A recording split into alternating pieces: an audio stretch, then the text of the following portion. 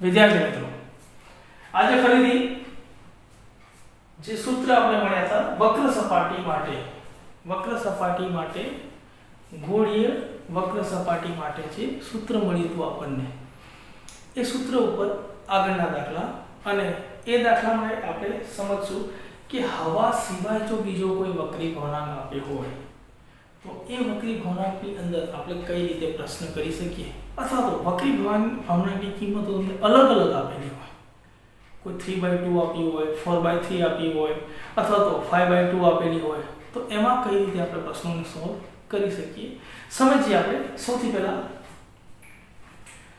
અહીંયા આપણે એક વક્ર સપાટી સૌથી પહેલા બનાવી લઈશું.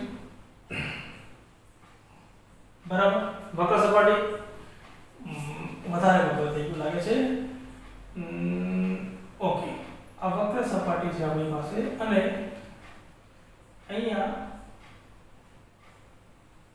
આપણને વક્ર સપાટીને અંદરનું જે મટીરીયલ આપેલું છે એ આપેલું છે ગ્લાસ. શું આપેલું છે? ગ્લાસ. અને અહીંયા ગ્લાસનો વક્રી ભવનાંક આપણને આપેલો છે, વક્રી ભવનાંક n બરાબર 3/2. શું આપેલું છે?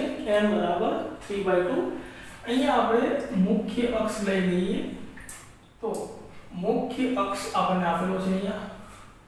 બીજું આપેલું છે આપણને r બરાબર, મતલબ જે વક્ર સપાટી આપેલી છે એની વક્રતા ત્રિજ્યા r બરાબર આપેલી છે 10 સેન્ટીમીટર. બરાબર. બીજું અહીંયા બહારનું જે માધ્યમ આપેલું છે આપણને, બહારના માધ્યમ માટે અહીંયા બહારનું માધ્યમ આપેલું છે પાણી. બહારનું માધ્યમ હવા નથી. હવાનો વક્રી ભવનાંક આપણે હંમેશા શું લેતા હતા? 1. પણ બહારનું માધ્યમ જો પાણી આપ્યું હોય તો તમારે પાણીનો વક્રી ભવનાંક યાદ હોવો જોઈએ. એટલે કે પાણીનો વક્રી ભવનાંક 1.30 યાદ હોવો જોઈએ. અથવા તો તમને વક્રી ભવનાંક આપેલો હોય n બરાબર 4/3. n બરાબર કેટલા આપેલા છે? 4/3. અહીંયા આપણને વસ્તુ કઈ જગ્યાએ આપેલી છે એના પરથી આપણે નક્કી કરવાનું થશે કે આ n1 આ n2 કે પછી આ n1 અને આ n2. ખ્યાલ આવે? વસ્તુ કઈ જગ્યાએ રાખેલી છે એના પરથી ખબર પડશે કે n1 કયો છે અને n2 કયો છે. તો ચલો આપણે દર્શાવી દઈએ. વસ્તુ અહીંયા રાખેલી છે, આ આપણો O. બરાબર. હવે અહીંયા આપણને અંતર આપેલું છે આ 20 સેન્ટીમીટર. કેટલું આપેલું છે? 20 સેન્ટીમીટર. તો ફરીથી યાદ કરો, બધા જ અંતરો ક્યાંથી મપાશે? P થી. મતલબ ધ્રુવ આ આપણો P. બધા જ અંતરો અહીંયાથી મપાશે. બરાબર. હવે વસ્તુ અહીંયા રાખેલી છે તો પ્રકાશના કિરણો ક્યાં જવાના? આ બાજુની તરફ. કેમ કે અહીંયા જશે તો પાણી જ છે, તો ત્યાં તો પ્રતિબિંબ કોઈ મળવાનું જ નથી તમને. પ્રતિબિંબ ક્યારે મળે? જો એ ગ્લાસમાંથી પસાર થાય તો મતલબ પ્રકાશના કિરણો આ રીતે અહીંયા આપાત થશે. પ્રકાશના કિરણો અહીંયાથી આ રીતે આપાત થશે. આ થઈ આપાત કિરણ. બરાબર. આપાત કિરણ મળી ગયો આપણને, ધ્રુવ મળી ગયો. હવે આપાત કિરણની બાજુના અથવા તો આપાત કિરણની દિશામાં જેટલા જ અંતરો હશે એ બધા કેવા થશે? ઘન. તો મતલબ કે આ બાજુના જેટલા પણ અંતરો હશે એ બધા કેવા લેવા પડશે? ધન. અને એની વિરુદ્ધ દિશાના એટલે કે આ બાજુના બધા અંતરો કેવા થશે? ઋણ. બરાબર. તો u અહીંયા જે આપણને u આપેલો છે 20 સેન્ટીમીટર, મતલબ આ જે અંતર આપેલું છે 20 સેન્ટીમીટર, એ મપાશે ક્યાંથી બેટા? ધ્રુવથી. ધ્રુવથી આ બાજુની તરફનું અંતર આપેલું છે, ધ્રુવથી આ બાજુ. બરાબર. તો આ શું થશે? -20. કેમ?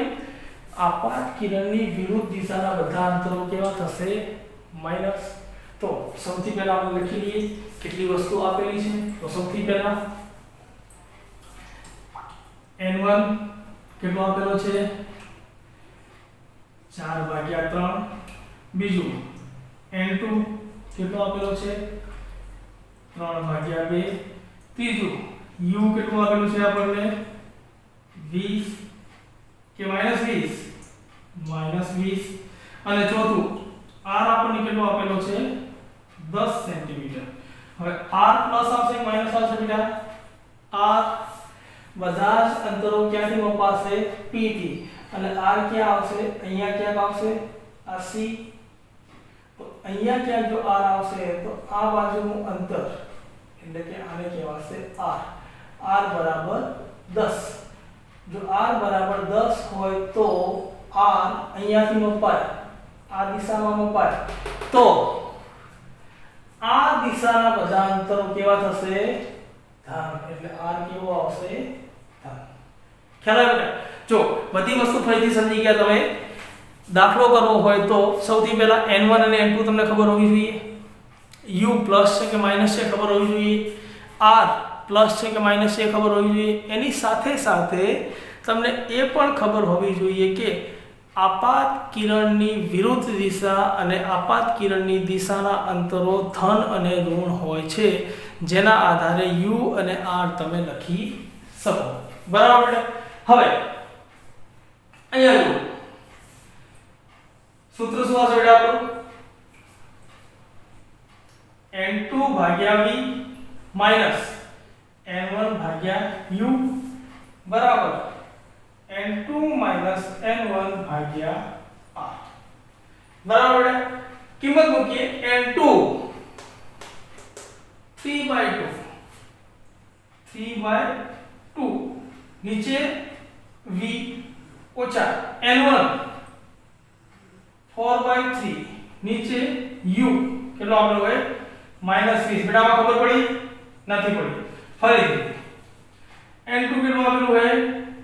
3/2 ભાગ્યા v બરાબર માઈનસ n1 કેટલું આપેલું હોય? 4/3 ભાગ્યા u કેટલું હોય? -20. બરાબર? હવે ખબર પડી? બરાબર. ચલો આગળ નેક્સ્ટ સ્ટેપ વધારે થશે આપણું. n2 કેટલું આપેલું હોય? 3/2 ઓછા n1 કેટલું આપેલું હોય? 4/3 ભાગ્યા r કેટલો આપેલો હોય? 10. હવે જો છેદનો અંશનો છેદ ક્યાં જશે? છેદમાં. આ અંશ છે, અંશનો છેદ છેદમાં જશે. આ પણ અંશ છે, અંશનો છેદ છેદમાં. અહીંયા પણ લસા લીધો તમે તો એક તમને અંશનો છેદ મળશે. એ ક્યાં જશે? છેદમાં. તો અહીંયા જોઈએ તો આ શું થશે? 3/2v બરાબર બેટા માઈનસ અહીંયા માઈનસ માઈનસ પ્લસ થઈ ગયું. ચલો પ્લસ 4/3 × 20.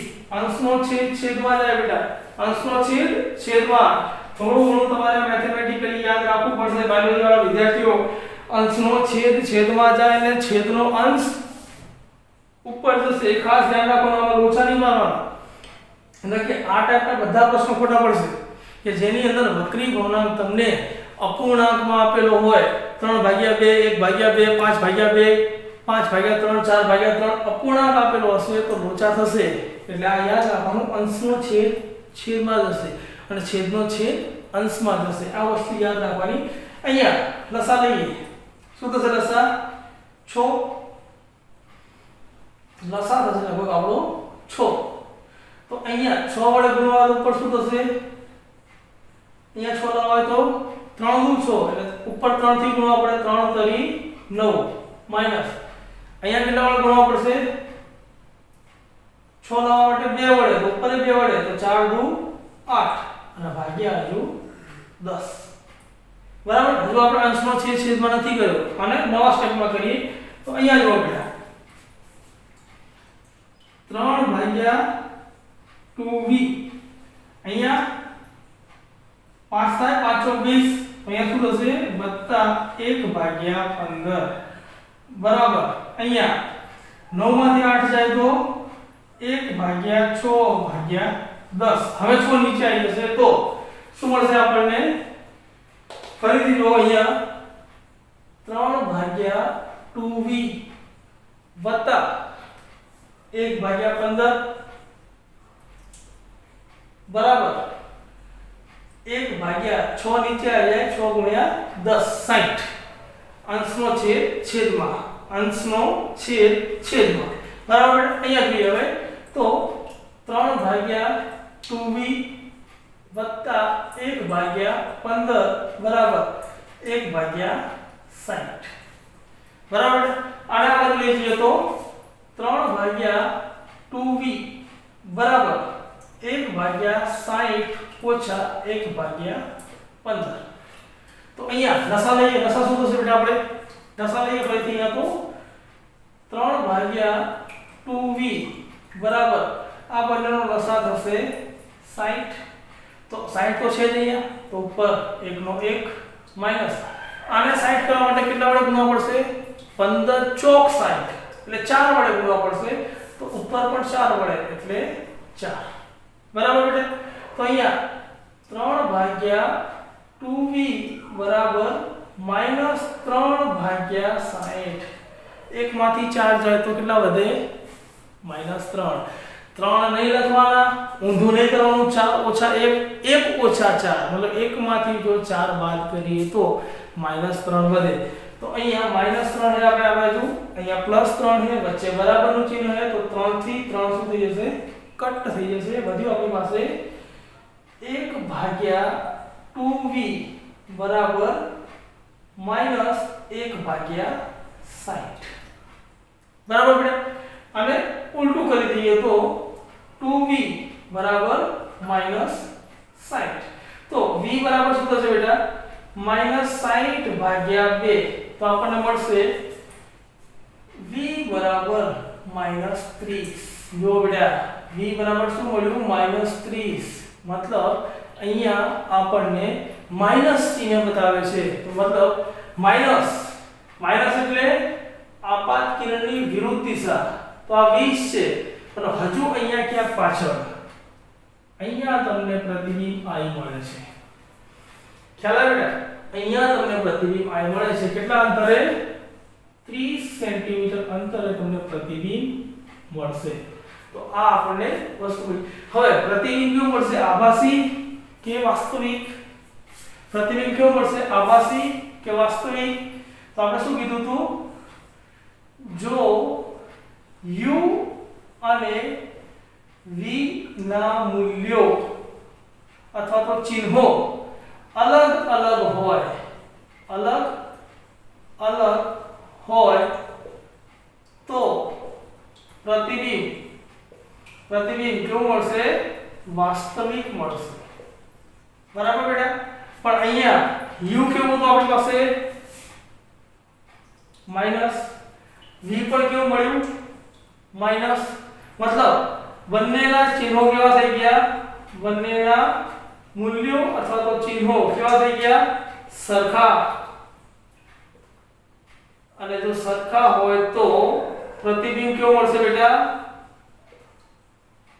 આભાસી કેવું મળશે આભાસી જો બેટા અહીંયા તમને ચોખ્ખું દેખાશે જો બંનેના મૂલ્યો સરખા છે બંને માઈનસ છે મેં શું કીધું હતું લાસ્ટ લેક્ચર ની અંદર જો બંને પ્લસ હોય કે બંને માઈનસ હોય તો પ્રતિબિંબ આભાસી બંને અલગ અલગ હોય તો પ્રતિબિંબ વાસ્તવિક એટલે આ વસ્તુનું ખાસ ધ્યાન રાખવાનું તમને પ્રશ્ન પૂછ્યો હોય કે પ્રતિબિંબ ક્યાં અને કેવું મળશે પ્રતિબિંબ ક્યાં અને કેવું મળશે તો ક્યાં મળશે 30 સેન્ટીમીટર અંતરે અને બંનેના મૂલ્યો સરખા છે તો આભાસી મળશે હવે અહીંયા સમજીએ પ્રતિબિંબ કઈ રીતે આભાસી મળ્યું તો અહીંયા બેટા આને આપણે હટાવી દઈએ હું તમને આકૃતિ બનાવીને દર્શાવું છું હવે એક પ્રકાશનું કિરણ અહીંયા જવાનું બેટા એક પ્રકાશનું કિરણ અહીંયા મતલબ આ કિરણ આગળ જતા આ રીતે જશે બરાબર બીજું અહીંયા સપાટીનો લંબ જે આપણો હંમેશા ક્યાંથી પસાર થાય C માંથી પસાર થાય આ થઈ ગયો સપાટીનો લંબ આપણો n બરાબર હવે આ આપણું પાતળું માધ્યમ થયું અને આ થયું આપણું ઘટ માધ્યમ તો પાતળા માધ્યમમાંથી ઘટ માધ્યમમાં જાય તો શું વાત થઈ હતી આપણે પાતળા માધ્યમમાંથી ઘટ માધ્યમમાં જો પ્રકાશના કિરણો જાય તો પાતળા માધ્યમમાંથી ઘટ માધ્યમમાં પ્રકાશના કિરણો જાય તો લંબની તરફ વળે, લંબની તરફ વળે મતલબ આ એનો ઓરિજિનલ રસ્તો બેટા, મતલબ આ રીતે પ્રકાશના કિરણો જતા હતા, બરાબર। હવે લંબની તરફ વળવા પડ્યા તો લંબની તરફ ચલો વળી ગયા અને આ રીતે જતા રહ્યા, લંબની તરફ વળી ગયા। એવું નથી કીધું કે લંબની તરફ વળે એટલે આખા જ વળી જવા જોઈએ, લંબની તરફ વળે એક એંગલ એ વળે, બે એંગલ એ વળે અને 30 એંગલ એ વળે, લંબની તરફ વળે એ આધાર કોના પર રાખે છે કે પાતળું માધ્યમ અને ઘટ માધ્યમનો વક્રી બનાવવામાં કેટલો ફરક છે। ઓછો ફરક છે તો ઓછો પડશે, વધારે ફરક હશે તો વધારે પડશે। અહીંયા જો 4/3 એટલે થશે 1.33 અને અહીંયા આપણને આપ્યું 3/2 એટલે એ હતું 1.5 તો 1.33 અને 1.5 વચ્ચે વક્રી ગુણાંક બહુ ઓછો ફરક છે। જ્યારે આની પહેલા શું હતું, વક્રી ગુણાંક આપણે n બરાબર 1 લીધો હતો અને આને 1.5 લીધો હતો, એમાં થોડો વધારે ફરક હતો। મતલબ જેટલું વક્રી ગુણાંકનું મૂલ્ય વધારે તફાવતમાં હશે એટલું આપાત કિરણ પછી વક્રીભૂત કિરણ વધારે વળશે। તો અહીંયા આ રીતે પણ વળી શકે, જો આ એનો ઓરિજિનલ રસ્તો મુખ્ય પાથ અને આ વળી। તો અહીંયાથી તમે જુઓ બેટા તો પ્રકાશનું જે કિરણ છે એ આ રીતે જાય છે અને એક કિરણ આ રીતે જાય છે તો ક્યાંય મળવાના જ નથી, બંને ડાયવર્જ રેસ છે, મતલબ એકબીજાથી દૂરની તરફ જાય તો એ ક્યાંય નહીં મળે। અને પ્રતિબિંબ ક્યાં મળે કે જ્યાં બંને રેસ મળે ભેગા થાય ત્યાં તમને પ્રતિબિંબ મળે। તો આ તો બંને ભેગા થવાની કોઈ સંભાવના જ નથી, તમે આને આ રીતે આમ આગળ લઈ જાઓ તો આ રીતે જશે, બરાબર બેટા, એ આ રીતે અને આ રીતે ક્યાંય નહીં મળે। તો પછી શું કરવું પડે, તો પછી જ્યાંથી આ પ્રકાશનું કિરણ આવતું હતું એને તમારે પાછળ ખેંચવું પડે। તો જો આ પ્રકાશનું કિરણ આ રીતે આવતું હતું અને આને પણ તમે પાછું ખેંચી લો તો અહીંયા ક્યાંક તમને મળે એવું દેખાય, મતલબ ક્યાંક મળે એવો આભાસ થાય, મળશે ક્યાંય નહીં, ખાલી આભાસ થશે એટલે એને શું કહેવાશે, આભાસી પ્રતિબિંબ। ખબર પડી બેટા, આકૃતિ બનાવવાથી તમને વધારે ખબર પડે એટલે મેં તમને આકૃતિ બનાવી સમજાવ્યું કે આ પ્રકાશનું કિરણ અહીંયાથી વળ્યું તો ખરું પણ ઓછું વળ્યું, જો ઓછું વળ્યું તો આ બંને ક્યાંય ભેગા થશે નહીં। તો પછી જ્યાંથી આવતા હશે પાછળની સાઈડ તમારે પ્રતિબિંબ બનાવવું પડશે અને પાછળની સાઈડ પ્રતિબિંબ બનાવશો તો એક્ચ્યુઅલમાં મળ્યા નથી, તો આભાસ થયો છે કે મળશે ક્યાં, શું થયું ને, આભાસ થયો છે અને આભાસ થયો હોવાના કારણે આપણે શું કહેવાશે, આપણે આભાસી પ્રતિબિંબ। અને આ બધું ના કરવું હોય તો શોર્ટકટ, શું શોર્ટકટ, મૂલ્યો અલગ અલગ તો વાસ્તવિક, મૂલ્યો સરખા તો આભાસી। અહીંયા જો -30 અહીંયા -20 બંને મૂલ્યો સરખા મતલબ આભાસી, બંને મૂલ્યો અલગ અલગ તો વાસ્તવિક। નોટ ડાઉન કરો આખા દાખલાને બરાબર વ્યવસ્થિત રીતે, અને જો જરૂર પડે તો આકૃતિ બનાવજો તમારી રીતે, પેન્સિલ અને સ્કેલનો ઉપયોગ કરી તો વ્યવસ્થિત બનશે। ફટાફટ નોટ ડાઉન કરો।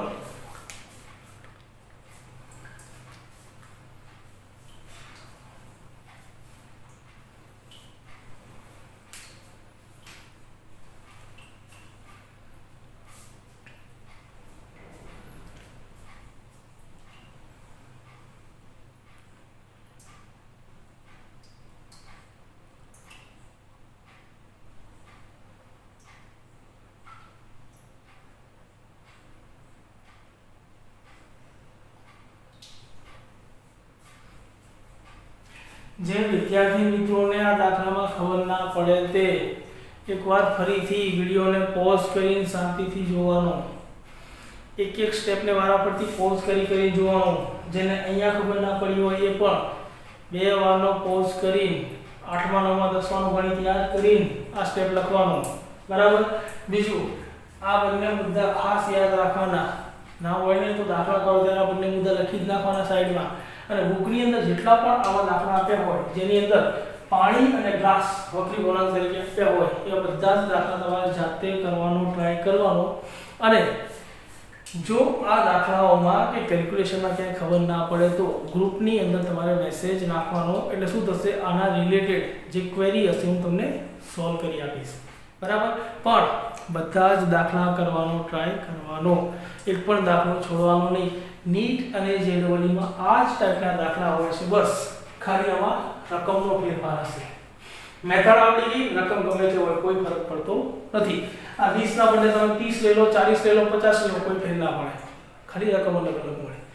અહીંયા એન્ડ તમે બદલીને ગમે તેટલા દાખલા કરી શકો. આ તમે બદલીને ગમે તેટલા દાખલા કરી શકશો. મતલબ મેથડ આ જ હશે, પ્રશ્ન પૂછવાની મેથડ આ જ હશે, રકમ બદલેલી હશે. તો રકમ તમે એવી રીતે તૈયાર કરી લેવાની કે મેથડ તમને આવડવી જોઈએ, રકમ ભલે ગમે તે હોય, બરાબર. અને ફટાફટ લખી લો અને પછી જેટલા બુકમાં દાખલા આપ્યા હોય બધા જ તમારે સોલ્વ કરી લેવાના હોમવર્કની અંદર.